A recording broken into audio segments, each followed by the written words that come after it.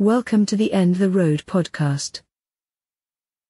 Each week, we select one of our amazing stories about the Great Lakes region and the tip of Michigan's thumb.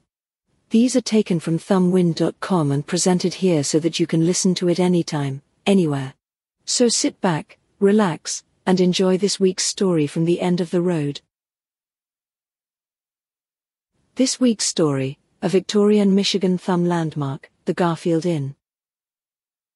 The name of the Garfield Inn is really a misnomer. The 20th President of the United States, James Garfield, did not build or own this 1850s landmark inn in Port Austin, Michigan. But he was a rather frequent visitor. The fascinating history of the inn really resides with the family that built the house, Charles and Maria Learned. Information was found in an article published in 1884 which serves to give a fascinating story of the man who built the mansion. Port Austin's Charles Learned, a Huron County's pioneer developer. Charles Learned started his career as a businessman in 1835, at the young age of 18. He took a contract in his father's name to build 1 mile of the aqueduct on the waterworks of the city of New York, at Dobbs Ferry. When he became of age, he had made his first $10,000. He was one of the builders of the Erie Canal, and constructed 2 tunnels on the Boston Waterworks, also 5 miles of the aqueduct. He invested in the building of a Harlem Railroad near Croton Falls, New York, and in other similar enterprises until 1859. In addition to his operations as a contractor, he was also invested for a period of 5 years in farming and lumbering at West Troy, where he owned lumber yards. He also controlled a sawmill in Rensselaer Company in New York. A booming lumbering business in Michigan's thumb. Charles received his first knowledge of the pine tracts of the Huron Peninsula in 1857, during a trip to Port Austin to buy lumber. He visited with Smith and Dwight, of Detroit, who were conducting milling operations in Michigan. The outlook impressed him as promising, and in company with his brother-in-law, Frederick S. Ayres, of West Troy, New York, he purchased several thousand acres of pineland.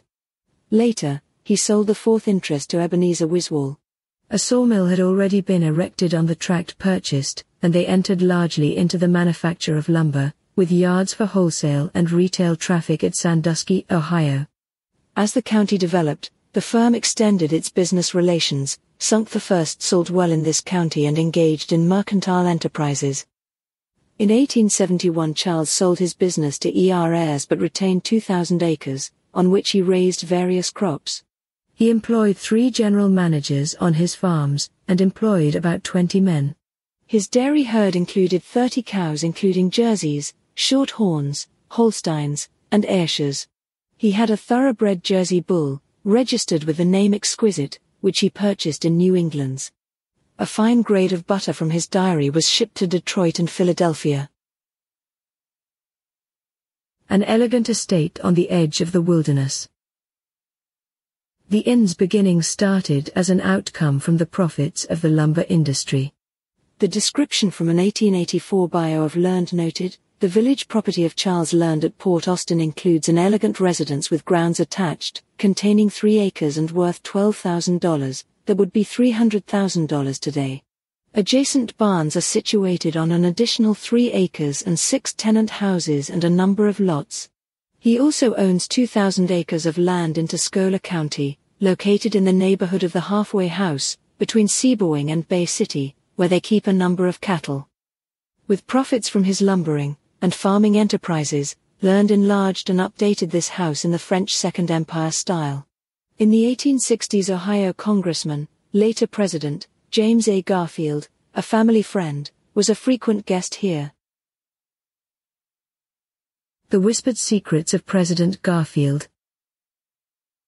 Garfield was a friend with Maria Learned, Charles' wife.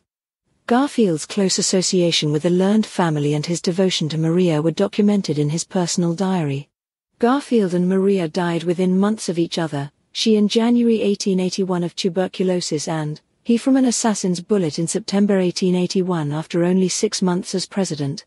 As Garfield lay mortally ill, he asked to be allowed to travel to Port Austin and recover in the Learned home. That same month the devastation of the Great Fire of 1881 occurred in Huron County. A grand Port Austin inn for a growing tourism industry. From 1931 to 1979 the house served as the Mays Inn and Tower Hotel. It was listed on the National Register of Historic Places in 1984. It was bought by the Passant family in 1989, who renamed the bed and breakfast the Garfield Inn in honor of the connection between the Learns and President James Garfield. This concludes this week's story. Thank you for taking the time to listen to Thumbwind's End of the Road podcast. If you like this kind of story, you are invited to join our 15,000 other monthly visitors on our website at thumbwind.com. Please watch for and download next week's story and take a moment to subscribe to our podcast and give us a review. Have a great day.